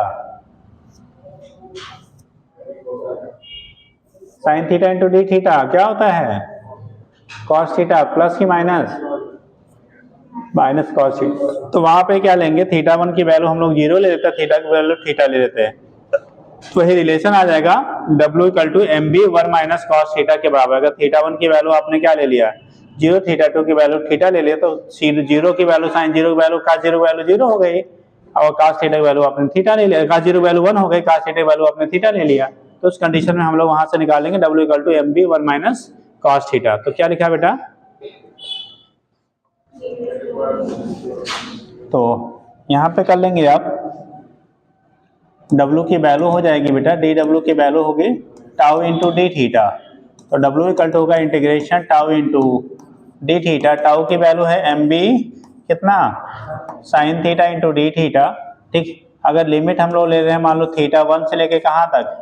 Theta two तक, तो ये आएगा माइनस एम बी कितना? Cos theta. तो यहाँ से हो गया थीटा वन से लेके कहाँ तक? थीटा टू तक, ठीक। तो एक बार upper limit minus lower limit, तो M B minus cos theta two और माइनस माइनस प्लस हो जाएगा कॉस थीटा वन। तो इसी को थोड़ा सा रीअरेंज कर लो, एम बी आएगा बेटा cos theta one minus cos theta to. तो ये कंडीशन हो गया W की वैल्यू। अगर थीटा वन की वैल्यू जीरो ले लिया जाए, इफ थीटा 1 इक्वल टू कितना 0, थीटा 1 की value 0 and theta 2 equal to theta, then W की वैल्यू कितनी हो जाएगी MB 1 minus cos theta. W की वैल्यू कितनी हो जाएगी बेटा MB 1 माइनस कॉस थीटा के बराबर हो जाएगा। ठीक है, नोट कर लीजिए। अगर थीटा की वैल्यू 180 ले लिया जाए तो अगर थीटा 1 तो 0 लिया ही, अगर थीटा 2 की वैल्यू 180, 0 से 180 यानी पैरेलल टू एंटी पहले ले जाया जाए तो cos 180 की वैल्यू कितना होता है -1, माइनस माइनस प्लस हो जाएगा तो 2 MB के बराबर होगा। ठीक, यहीं पे लिख लीजिएगा, इधर वाला नोट कर लिया बेटा। अच्छा लिखो तब लिखिए IMB 1 माइनस कॉस थीटा के बराबर।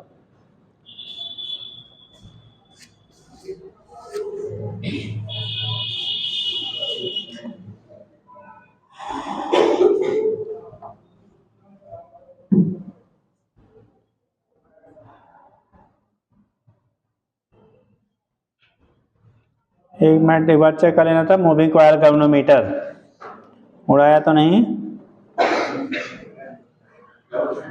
है? कल इस पे क्वेश्चन कार्ड डालिएगा, कल तो बेयर टेस्ट है आप लोग का, फिर ये यूनिट कंप्लीट हो जाएगी। वही बचा है मूविंग कॉइल गैल्वेनोमीटर। ठीक, लिखिएगा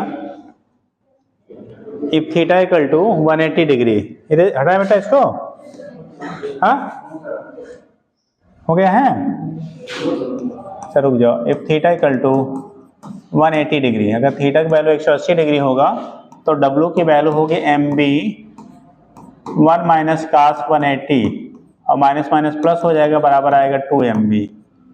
तो W यही हमारा मैक्सिमम वैल्यू कहलाता है, यानी कि डाइपोल को फील्ड की डायरेक्शन से उसके क्या, यानी कि लूप को फील्ड की डायरेक्शन से उसके अपोजिट डायरेक्शन में अगर हम लोग क्या करेंगे रोटेट करेंगे तो वर्क डन की वैल्यू 2 MB के बराबर होगा। एक हम और लिख लेते हैं, तो उसके बाद अभी आप लिख लीजिएगा, बैक कर देंगे। ठीक, दूसरा आता है बेटा पोटेंशियल एनर्जी। पोटेंशियल एनर्जी जैसे हम लोग वहां पे इलेक्ट्रिक डाइपोल की बात किया था, फील्ड के परपेंडिकुलर से किसी थीटा एंगल तक रोटेट करने में जो वर्क डन होता था वो उसकी पोटेंशियल एनर्जी के फॉर्म में स्टोर्ड होते थे।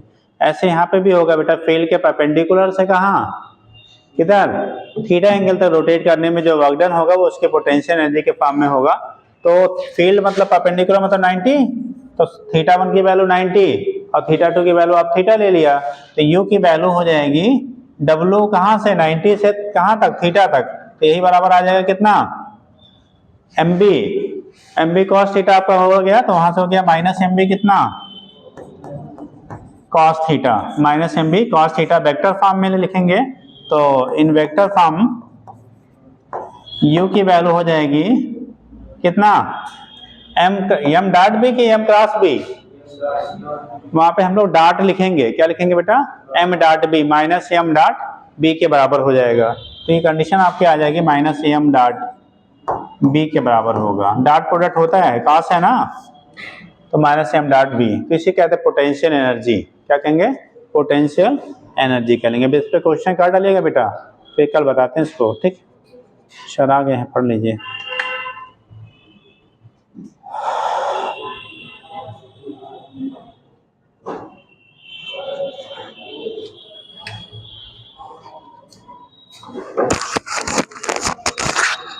अटेंडेंस